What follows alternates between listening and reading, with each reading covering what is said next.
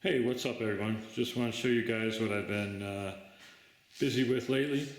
This is a Qiewa scooter that my new friend Daniel out in Modesto contacted me about. He bought this as a mechanic special, and I don't know what was originally wrong with it, if anything, but he rode it a couple of times and then it just all of a sudden died on him.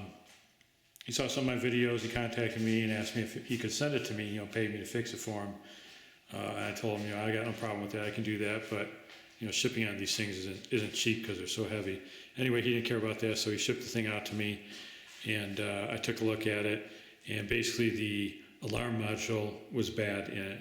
So basically, what I did is I disconnected the alarm module and bypassed it on the cable, and that got the thing up and running, so it could power up and run. So I was able to power it up and the motors ran, all the lights came on, but there was an error message in the display. I think it was error code 10. And anyway, I wasn't sure what that meant, but everything seemed to work, so I took it for a ride. And by the way, this had the original 40 amp controllers with the original L100, I think, display, or Q100, something like that. Display with the red button. And took it for a ride. So I finally got to test one of these Q-Powers with the original controllers in.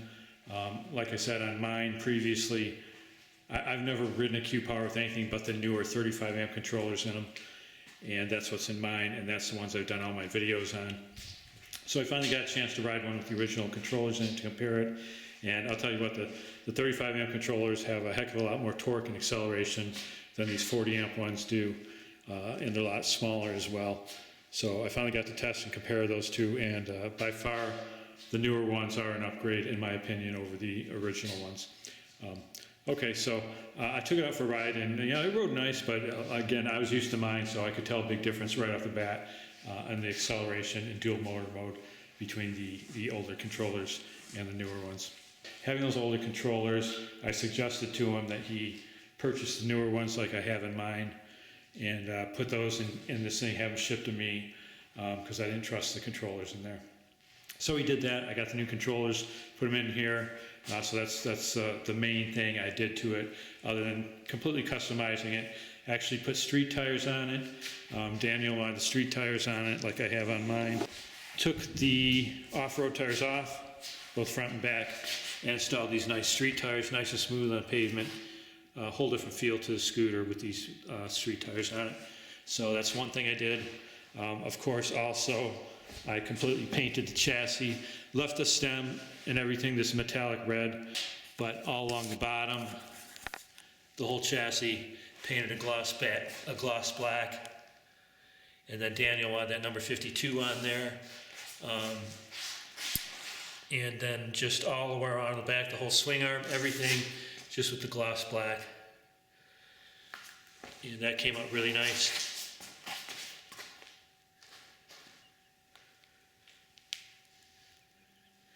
And then, of course, we did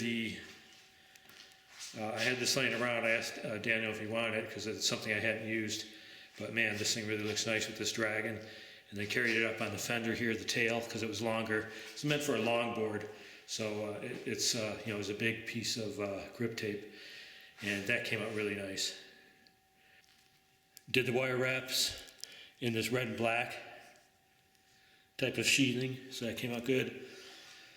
Did some other things to it. One of the main things is I added these RGB lights on the side, and I'll show you those in a minute, both on the side and up underneath the chassis.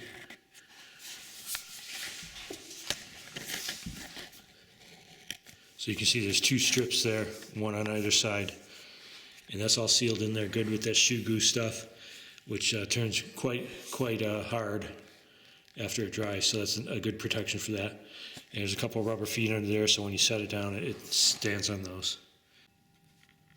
Okay, so this is just with the stock lighting on, and those headlights are seriously bright. No problem seeing where you're going at night. They are literally, they look like motorcycle headlights. They're so bright. And there's different modes for those. Okay, so these are the stock lights again. And we just got the white ones on the side. He wanted to keep just the stock white ones on the side. So that's what's going on there. You can see how much light that's putting off on the front. I mean, that's just excellent for riding at night. You gotta be careful, aim them down low enough so it doesn't disturb oncoming drivers.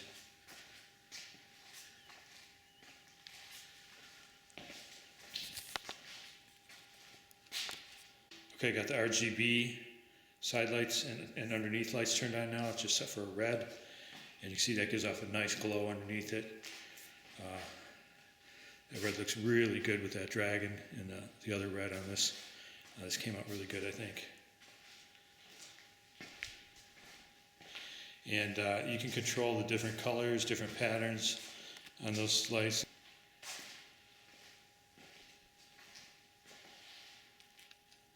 I don't know how well you can tell that. Yeah, I guess you can tell pretty good there. There, that's lower now.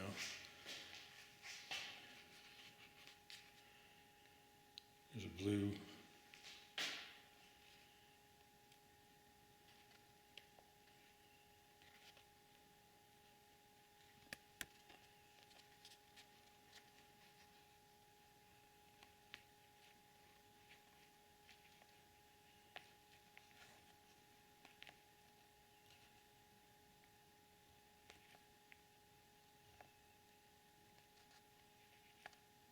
So there's a lot of different effects and such you can put on these. There's even some that react to sound, which is pretty cool. When you're riding, there's constantly sound, so it actually pulsates, like kind of like lightning flashes. Anyway, so yeah, came out pretty good. Really like the look of it. I think Daniel's gonna like it. Performance is excellent. It's got the insane acceleration in the dual motor mode, and yeah, came out really nice, I think.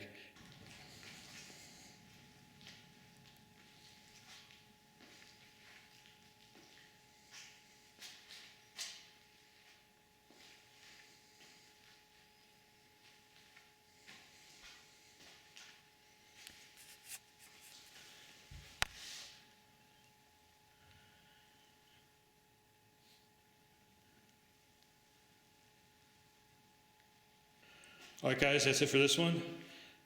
Stay tuned for some other videos. I've just been busy lately, so I haven't got a whole lot done video-wise. And I'll be trying to get some more out pretty soon. Alright guys, take care. Later.